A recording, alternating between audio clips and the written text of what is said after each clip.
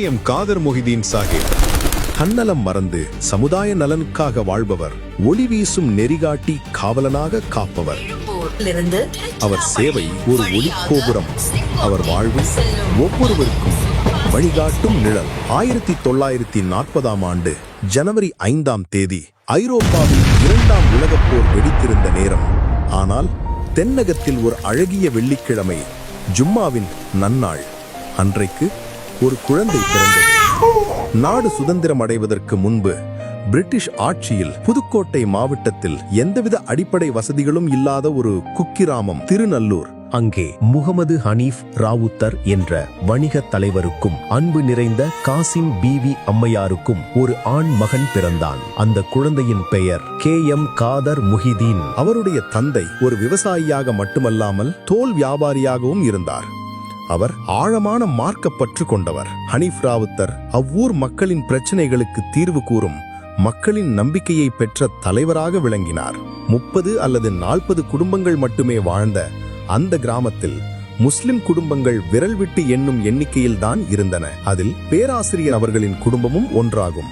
பேராசிரியர் அவர்கள் அங்கு இருந்த ஒரு சிறிய பள்ளிக்கூடத்தில் 3வது வகுப்பு வரை படித்தார். அக்காலத்தில் ஸ்லேட், சாக்பீஸ், பென்சில் போன்ற வசதிகள் எதுவும் இல்லாததால் மணலில் ஆனா ஆவண்ணாவை எழுதி பழகி தனது ஆரம்ப கல்வியை கற்றார்.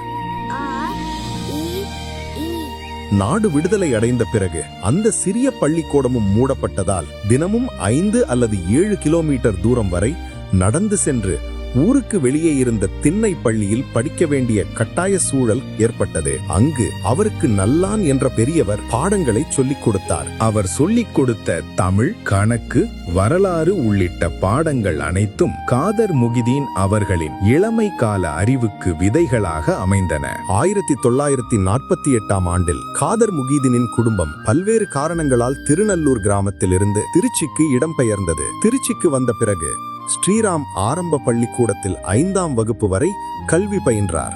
பின்னர் செயின்ட் ஜோசப் உயர்நிலை பள்ளியில் 11வது வகுப்பு வரை படித்தார்.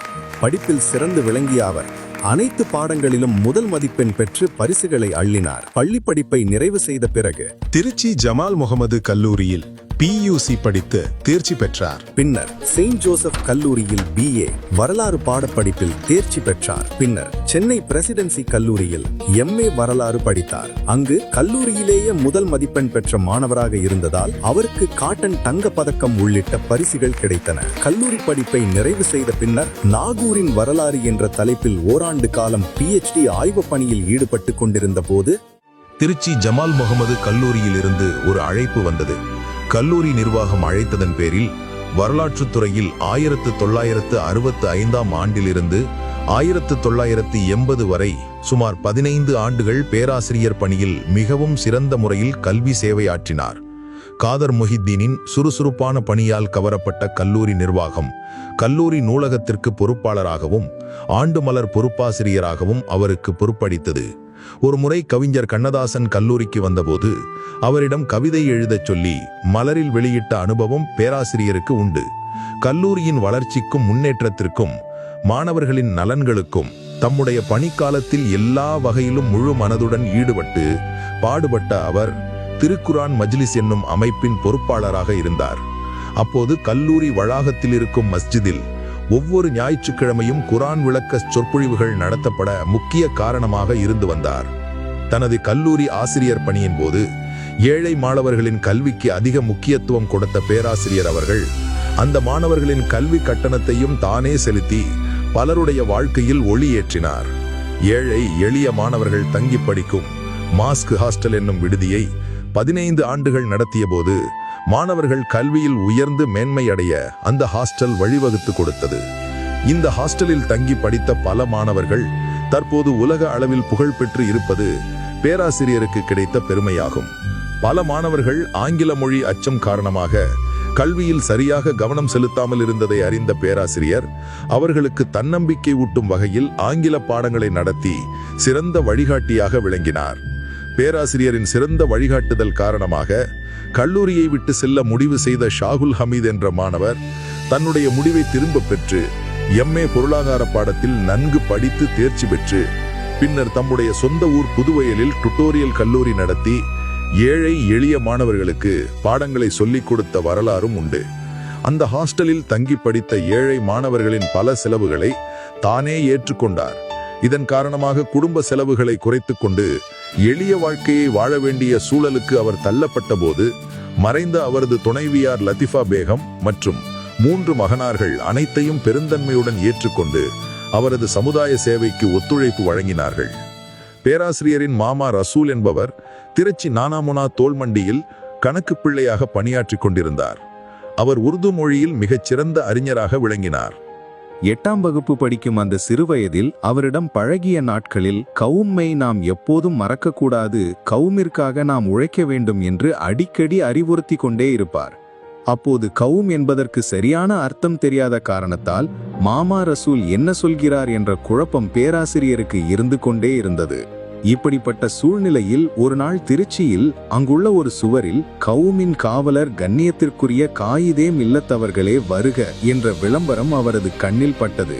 அப்போதுதான் கவும் என்பதற்கு சமுதாயம் என்பது அர்த்தம் என புரிய ஆரம்பித்தது. இந்த புரிதல்தான் அவரது அரசியல் பயணத்திற்கு ஆரம்ப புள்ளியாக அமைந்தது. சமுதாயத்திற்கு சேவை செய்யும் நோக்கில் பயணிக்கத் தொடங்கினார். அவர் மாணவனாக படித்து கொண்டிருந்த காலத்தில் 1958ஆம் ஆண்டு திருச்சியில் இந்திய யூனியன் முஸ்லீம் லீக் ஊழியர் மாநாடு நடைபெற்றது. அன்றைய தலைவர் கண்ணியத்திற்குரிய காயிதே மில்லத் இஸ்மாயில் சாஹிப் அவர்கள் தலைமையில் நடைபெற்ற அந்த மாநாட்டில் கேரளத்து சிங்கம் முகமது கோயா உள்ளிட்ட முன்னணி தலைவர்கள் கலந்து கொண்டனர். அப்போது தனது அரசியல் ஆலோசகராகவும் உற்ற தோழராகவும் இருந்த மறுமலர்ச்சி ஆசிரியர் யூசுப் சாஹிப் அவர்களுடன் இணைந்து ஊழியர் மாநாட்டில் பங்கேற்ற தலைவர்களை உபசரிக்கும் பணியில் காதர் மொஹிதீன் அவர்கள் ஈடுபட்டார். இப்படி இந்திய யூனியன் முஸ்லிம் லீகில் அரசியல் பயணத்தை தொடங்கிய அவர் 1980ஆம் ஆண்டு பேராசிரியர் பணியிலிருந்து முழுமையாக விலகி முழு நேர அரசியல் சேவையில் ஈடுபட்டார். 1980ஆம் ஆண்டு நடைபெற்ற தமிழ்நாடு சட்டப்பேரவை தேர்தலில் திருச்சி 2வது தொகுதியில் இந்திய யூனியன் முஸ்லிம் லீக் திமுக கூட்டணியின் வேட்பாளராக போட்டியிட்ட அவர் குறைந்த வாக்குகள் வித்தியாசத்தில் வெற்றி வாய்ப்பை இழந்தார். முழு நேர அரசியலில் ஈடுபட்ட பின்னர் அவர் இந்திய யூனியன் முஸ்லிம் லீகில் மாநில கல்வி கலாச்சார பிரிவு செயலாளர், மாநில இளைஞரணி பொறுப்பாளர், மாநில அமைப்பு செயலாளர், மாநில பொதுச் செயலாளர், மாநில தலைவர், தேசிய துணைத் தலைவர், தேசிய பொதுச் செயலாளர், தற்போது மாநில தலைவராகவும் தேசிய தலைவராகவும் பணியாற்றி வருகிறார். 2004ஆம் ஆண்டு வேலூர் நாடாளுமன்ற தொகுதியிலிருந்து மக்களவைக்கு தேர்வு செய்யப்பட்ட பேராசிரியர் அவர்கள் அவை நடவடிக்கைகளில் முழுமையாக பங்கேற்ற உறுப்பினராக இருந்து அனைத்து உறுப்பினர்களிடம் மிகுந்த பாராட்டை பெற்றவர். வேலூர் நாடாளுமன்ற உறுப்பினராக இருந்தபோது அவர் செய்த பணிகள் இன்றும் தொகுதி மக்களின் மனங்களில் நிலைத்து நிற்கின்றன. அங்குள்ள கோட்டையில் 3 மதங்களில் வழிபாட்டு தலங்கள் இருப்பதை எடுத்து கூறி அவற்றை சிறந்த முறையில் பராமரிக்க ஒன்றிய அரசிடம் கோரிக்கை வைத்தவர் பேராசிரியர். வேலூர் அண்ணா சாலையின் முக்கிய பகுதியில் இரும்பு நடைபாலம் ஒன்றை தனது தொகுதி நிதியில் கட்டிக் கொடுத்தது மட்டுமல்லாமல் அதை ஒட்டி இருந்த கோட்டை வெளிப்பகுதியில் அழகிய பூங்கா ஒன்றையும் உருவாக்கி தந்தார்.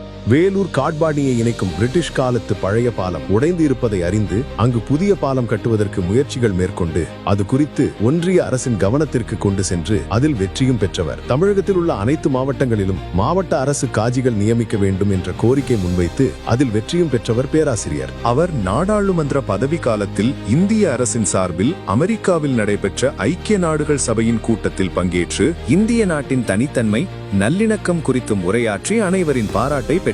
தனது பதவி காலத்தில் அனைத்து முஸ்லிம் எம்பிக்களையும் ஒன்று திரட்டி ஆட்சியாளர்களின் கவனத்திற்கு கோரிக்கைகளை எப்படி கொண்டு செல்ல வேண்டும் என்பதற்கு திருக்குரானின் முதல் அத்தியாயமான சூரத்துல் ஃபாத்தியாவை மேற்கோள் காட்டி ஆலோசனை தந்து ஒன்றிணைத்தார் பேராசிரியர். முதலில் ஆட்சியாளர்கள் செய்யும் நன்மையான காரியங்களை அழகிய முறையில் சொல்ல வேண்டும். பின்னர் நம்முடைய பிரச்சனைகளை சிறந்த முறையில் எடுத்து கூறி காரியங்களை சாதிக்க வேண்டும் என்று ஆலோசனை தந்து அன்றைய பிரதமர் மன்மோகன் சிங்கிடம் அழைத்துச் சென்று இந்திய முஸ்லிம்களின் உண்மை நிலை என்ன என்பதை ஆய்வு செய்ய வேண்டும் என்ற கோரிக்கையை முன்வைத்தார். இதன் காரணமாக ரங்கநாத் மிஸ்ரா கமிஷன், சச்சார் கமிட்டி ஆகியவை உருவாக மூல காரணமாக இருந்தவர் பேராசிரியர் என்றே கூறலாம். பாபரி